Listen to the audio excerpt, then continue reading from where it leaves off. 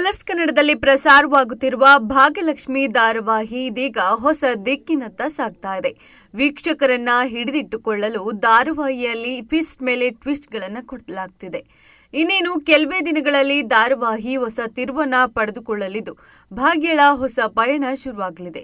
ಸದ್ಯ ತಾಂಡು ತನ್ನ ಮಗಳ ಫೀಸ್ ಕಟ್ಟಿದ ವಿಚಾರ ಶ್ರೇಷ್ಠಳಿಗೆ ತಿಳಿದಿದ್ದು ಕೆರಳಿ ಕೆಂಡವಾಗಿದ್ದಾಳೆ. ಭಾಗ್ಯಳ ಮನೆಗೆ ಬಂದು ಶ್ರೇಷ್ಠ ರಂಪಾಟ ಮಾಡಿದ್ದಾಳೆ. ತನ್ವಿ ಕಾಲೇಜಿನಲ್ಲಿ ಕೋರ್ಸ್ಗೆ ಸೇರಲು 80,000 ರೂಪಾಯಿ ಬೇಕಾಗಿದೆ, ನಾಳೆಯೇ ಕೊನೆಯ ದಿನ ಎಂದು ಹೇಳ್ತಾಳೆ. ಭಾಗ್ಯಳ ಕೈಯಲ್ಲಿ ಹಣ ಇರುವುದಿಲ್ಲ, ಫೀಸ್ ಕಟ್ಟಬೇಕು ಎಂದು ತನ್ವಿ ತನ್ನ ತಂದೆ ತಾಂಡವ್ಗೆ ಹೇಳಿದ್ದಾಳೆ. ಆಗ ತಾಂಡವ್ ತಕ್ಷಣ ಕಾಲೇಜಿಗೆ ಬಂದು ಎಲ್ಲ ಕೋರ್ಸ್ನ ಮಾಹಿತಿ ಪಡೆದು ಫೀಸ್ ಕಟ್ಟಿದ್ದಾನೆ.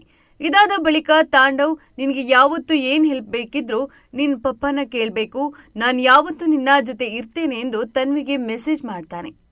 ಆಗ ಶ್ರೇಷ್ಠ ಬಂದು ತಾಂಡವ್ ಬಳಿ ಇದ್ದ ಮೊಬೈಲ್ ಎಳೆದುಕೊಂಡು ಯಾರಿಗೆ ಮೆಸೇಜ್ ಮಾಡ್ತಾ ಇದ್ದೀಯಾ ಎಂದು ಕೇಳಿ ಎಲ್ಲಾ ಮೆಸೇಜ್ಗಳನ್ನ ಓದ್ತಾಳೆ.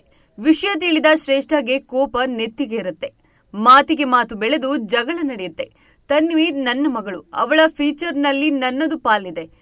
ಅವಳ ವಿಷಯದಲ್ಲಿ ನಾನು ಏನ್ ಮಾಡಬೇಕು ಏನು ಮಾಡಬಾರ್ದು ಅಂತ ನೀನು ನನಗೆ ಹೇಳೋಕೆ ಬರಬೇಡ, ನಿನ್ನ ಕೆಲಸ ಎಷ್ಟಿದೆ ಅಷ್ಟು ನೋಡ್ಕೋ ಎಂದು ತಾಂಡವ್ ಶ್ರೇಷ್ಠಗೆ ಹೇಳ್ತಾನೆ. ಇದೆಲ್ಲ ಭಾಗ್ಯಳ ಪ್ಲಾನ್ ಎಂದು ಶ್ರೇಷ್ಠ ನೇರವಾಗಿ ಭಾಗ್ಯ ಇರುವ ಮನೆಗೆ ಹೋಗಿ, ನೀನು ನನ್ನ ಮನೇನ ದರೋಡೆ ಮಾಡ್ತಾ ಇದ್ರೆ ಈ ಶ್ರೇಷ್ಠ ಸುಮ್ಮನೆ ನೋಡ್ಕೊಂಡು ಕೂರಲ್ಲ, ಮಕ್ಕಳನ್ನ ಮುಂದೆ ಇಟ್ಕೊಂಡು ನನ್ನವರನ್ನ ದೋಚ ಕೆಲಸ ಮಾಡ್ತಾ ಇದ್ದಾಳಲ್ಲ ಭಾಗ್ಯ, ಅದನ್ನ ನಿಲ್ಲಿಸಿ ಸ್ವಲ್ಪ ಮಾನ ಮರ್ಯಾದೆಯಿಂದ ಬದುಕು ಅಂತ ಹೇಳೋಕೆ ಬಂದಿದ್ದೇನೆ. ಇನ್ನೊಂದು ಸಲ ಮಕ್ಕಳು ಮರಿ ಅಂತ ಪ್ಲಾನ್ ಮಾಡ್ಕೊಂಡು ನನ್ನ ಗಂಡನ ಹತ್ರ ದುಡ್ಡು ಕೇಳೋ ಪ್ಲಾನ್ ಮಾಡಿದ್ರೆ ಸರಿ ಇರಲ್ಲ ಎಂತಾಳೆ.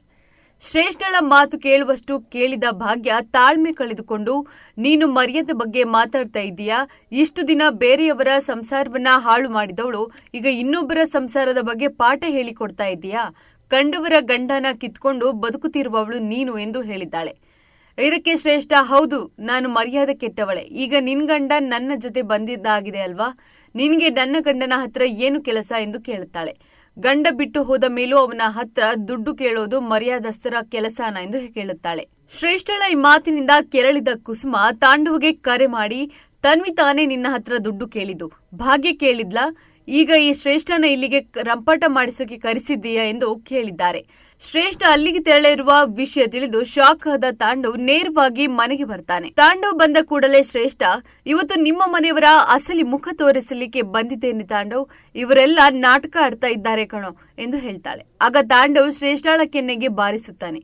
ನಿನ್ಗೆ ನನಗಿಂತ ಅವರೇ ಹೆಚ್ಚಾದ್ರ ಎಂದು ಶ್ರೇಷ್ಠ ಕೇಳ್ತಾಳೆ. ಇದಕ್ಕೆ ನನಗೆ ನೀನು ಮತ್ತು ನನ್ನ ಅಪ್ಪ ಅಮ್ಮ ಮಕ್ಕಳು ಅಂತ ಚಾಯ್ಸ್ ಬಂದ್ರೆ ನಾನು ಅವರನ್ನೇ ಆಯ್ಕೆ ಮಾಡೋದು ಎಂದು ಹೇಳಿದ್ದಾನೆ. ಸದ್ಯ ಇಂದಿನ ಸಂಚಿಕೆಯಲ್ಲಿ ದೊಡ್ಡ ಹೈಡ್ರಾಮವೇ ನಡೆಯಲಿದೆ. ಪೆಟ್ಟು ತಿಂದ ಶ್ರೇಷ್ಠ ಈಗ ಏನು ಮಾಡ್ತಾಳೆ, ತಾಂಡವ್ನ ವಿರುದ್ಧವೂ ಸೇಡು ತೀರಿಸಿಕೊಳ್ಳಲು ಶುರು ಮಾಡ್ತಾಳೆ ಎಂಬುದು ಮುಂದಿನ ಸಂಚಿಕೆಯಲ್ಲಿ ನೋಡಬೇಕಿದೆ.